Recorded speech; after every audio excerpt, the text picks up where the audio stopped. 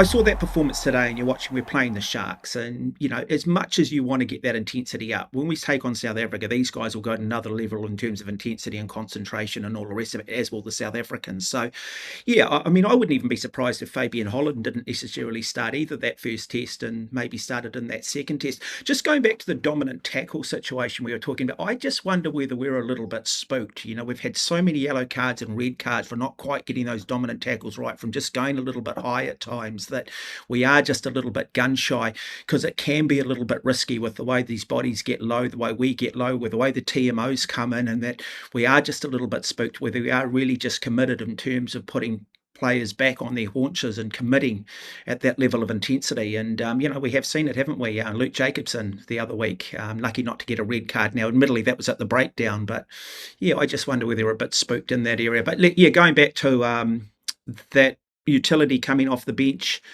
again, happy to eat humble pie here. I mean, boy, I was impressed by Rieko the other day, mate. Well, this is the whole point. This is the whole point of a tour, isn't it? This is what we want from these games. We want guys. We don't just want a midweek team that plays midweek games and that's all we see of them. I want to see these guys absolutely put pressure on an incumbent.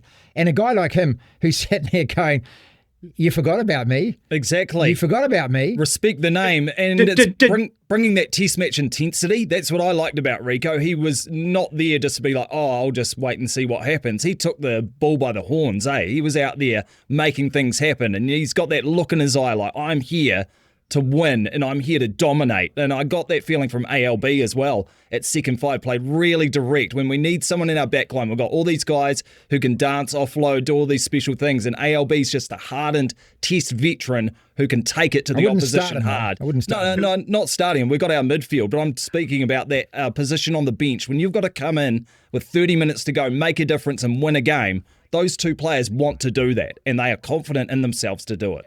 Yeah, and maybe being dropped, or maybe that's what sparked Rieko up. I mean, that interview Jamie did with him, go and watch that. Mark, if you really want to understand Rieko Ioane, go and watch that interview. Man, I learned a lot about that guy during that. The other thing I want to ask about is the aerial combat.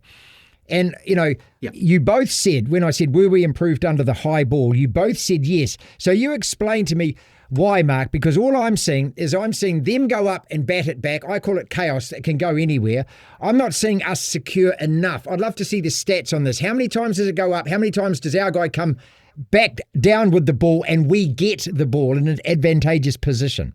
Yeah, look, I'd probably change my answer to that. I probably agree with you. I think it was an improved performance from what we saw in the first game, but is it still an area of concern for us? Absolutely it is. We still just don't look comfortable. And you heard Justin talk about jumping up and down and just basically battering it back now, and that's sort of almost the default setting, but it is still a real area of concern for us. And I've said this on my show, look, don't play golf midweek, get out and practice it. We're not good enough at it for you guys to have a day off and go and play golf. We should just be working on this. This is just a practice thing. That's all that is.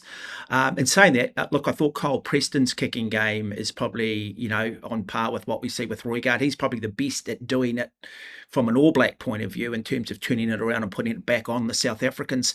Look, I'll get John obviously to comment on that. Just a quick question too to maybe throw on the back. Does Caleb Clark start on the wing? Have we determined who those wingers are for that first? Well, I've actually Morby. I've got Morby because of the high ball thing, right? I think he's one of them, and Will Jordan, we haven't seen Will Jordan yet. So I've got Morby and Jordan with Damien McKenzie because of what we know is coming in the first 20 minutes. And I would probably Caleb can't be on the bench if ALB or Rieko. Oh, exactly. So you either start or you're not in the 23. It's either Morby. Fihi Whinianganofo was good on his return today. He is a big man who gets involved and makes things happen and scores tries. We've got to score tries to win this test. I hate to tell you the obvious, but he is the biggest try-scoring threat we've got in this squad. So between Fihi, Caleb Clark and Josh Morby, you've got three pretty different options there, don't you? Morby's the fullback, who's probably the safest under the high ball. Caleb Clark's probably the more well-rounded guy who's been there, done that, and will do well in the Ellis Park Cauldron. And Fihi Whinianganofo is the unknown. What we like to do when we go over to South Africa,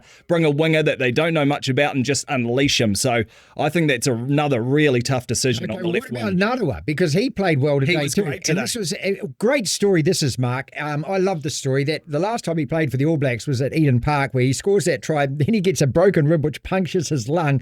And just imagine how desperately painful that is. And he came back today full of confidence, didn't he? He maybe tried a little bit too much at times, but he's actually really good under the high ball as well. He's really fast, he's big, he's athletic, and he's strong. I like him.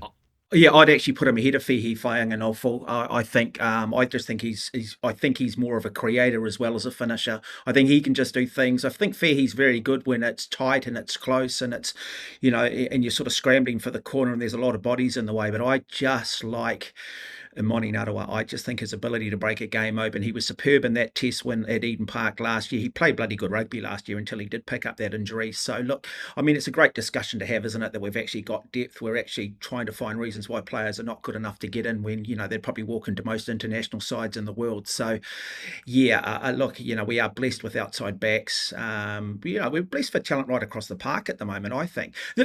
One thing for me, and I guess, do we still know how good our scrum is? I guess that's that was the next thing I had on this. Great last week. No, and one of the frustrating things. Know where our scrum is at? Have we been tested enough yet? And that is the concern for me. I'd like to see the stats on how many scrums pack down and are clean enough where the ball comes out and play continues, as opposed to how many scrums are packing down and there's an infringement and a penalty.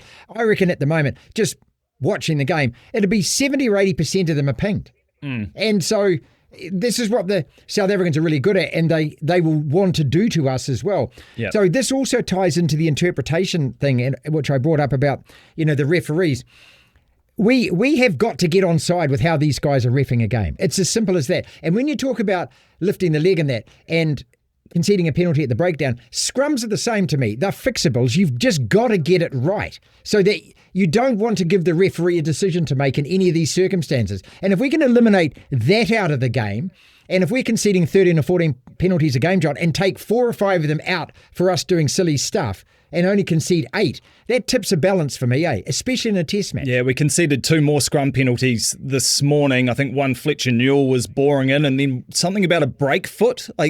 Apparently the hooker's got to have a break foot to stop the front rows colliding too early. James Parsons talks about this. Yeah, he does. Yeah. And so this is a bit too in-depth for us three, I think, talking about a break foot. But we get to see Tyrell Lomax is one thing that's on our side, I think. And he is easily our premier tight head prop, isn't he? And has been for some time now. He was one of our best players. Hasn't played a lot before he went through all these injuries. But tight head props seem like the type of blokes who you can just roll out after a few schooners at the pub, and they haven't played for 5 years, and they'll still, hold it down at the front for you. And I reckon Tyrell Lomax is one of those guys, so I've got total faith in him. Pasali Otosi, of course, we all know what happened to him in game 1, and I don't think you can put him in against the Springboks mate. after that, even though he came off the bench today.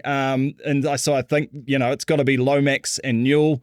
And then on the other side, De Groot and Numia. And hopefully those guys can get it done. But I'm saying hopefully because at this point in time, I don't have much confidence. That scrum of theirs is such a weapon too. Yeah, exactly. And look, and I applaud them. I mean, if you have something that you can put so much pressure on the opposition and get penalties to relieve pressure as well as apply territorial pressure and things, why the hell wouldn't you use it? Mm-hmm. And the Springboks they've elevated that, I think, to not just an art form, but to an absolutely attacking weapon is what they've done to their scrum.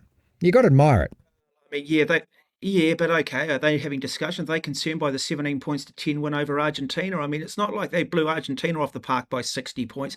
I mean, we've elevated South Africa, and the South Africans have elevated the South Africans like to almost God status, like there's just that much better than everybody else, and that, it's a 4-0 sweep, and we'll be lucky if we get close, that sort of mentality. Look, I looked at the Pasilio Tossi situation the other day, and you just wonder, under a different referee, would he have been penalised as much? And this is half the problem, isn't it? I love the way the assistant referees are now coming in. Apparently they're scrum experts as well as being referees, and their ability to pick up these little infringements. They're only looking at one team. Look, I thought today, just on the refereeing, I thought Matthew Carley was actually good. I thought he was really good, and obviously not having the TMO involved as much as we saw the other day was good for the game. Hopefully the TMO stay right out of it for this test series. I did a piece on my radio program, and I happened to watch the Warriors play Penrith on Friday night. rugby league. Stunning game, free flying. Look, rugby league's quite one-dimensional. It's a bit repetitive, but it's fast food compared to rugby. You know, rugby's a little bit more complex, multi-layered.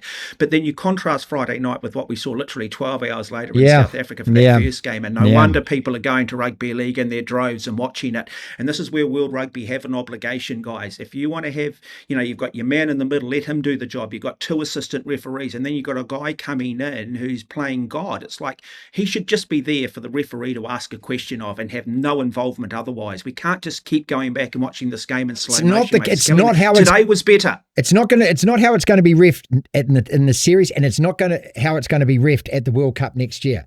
And we can shout and scream at the clouds as much as we like, but the reality of it is you've got to get with what they're actually doing. Tell you what was so disappointing today with the TMO. You know, Damien scores that try, the first try. Well, you're the TMO. Surely you're looking at an angle from the front, aren't you? Why does the conversion get taken and then a minute later that gets called back? When as soon as you saw the angle from the front, he dropped in real time. You could see it watching on TV. You're like, geez, did he bobble that? Did he bobble that? And then he took the conversion. So another 5 minutes has passed before he found the angle. And the TMO goes, you've got one job, buddy. You know, how many screens? I want to see a camera inside the TMO box. That's my reality television program, and I would pay good money to watch that, because I reckon you've got guys and they're going, yeah. You know, just calm the farm, mate, and look at what you've got, the screen and the shot in front of you. I mean, it was the right decision, but man, it took a long time. Way to get it. Look, it's like, and I've said this on another program, the South Africans got denied a try against Argentina. A guy had his elbow on the touchline. The lino was there. He was staring at it, Mark. It's not their main job anymore. They're an assistant referee, Martin. No, not a linesman. But Martin. Field, mate, if you're not going to actually do your job, get off the field. I mean, why stand there looking at it and not do anything about it? But this is the problem, Martin. You've got assistant referees who are generally, one week they're assistant referees, next week they're the man and woman in the middle. So rather than just doing the basics as offside, forward passes as a try, they're too busy looking at the breakdown. They're too busy doing what comes to them more naturally, because they do it most weeks, and that's actually acting like the man in the middle. And I'd like to see rugby adopt more of a system like the English Premier League has, where your actual touchies are actually qualified touchies. They're not referees as such. They've got one job, and that's what their job is. But look, the whole refereeing side of it, I mean, you just don't know what you're going to get. 3 different referees and 3 different tests. We've got Yashvili out of Georgia. How the hell does a Georgian referee become the best in the world coming out of Georgia? To me, that's just woke world rugby wanting to give a smaller nation an opportunity. The guy makes the rules up as he goes along, Yashvili. And we're going to end up, I guarantee we're going to end up be talking about the referees, and, you know, hopefully we're on the right side of it. But the South Africans will be talking about it too, I guarantee. And it's just fundamentally wrong.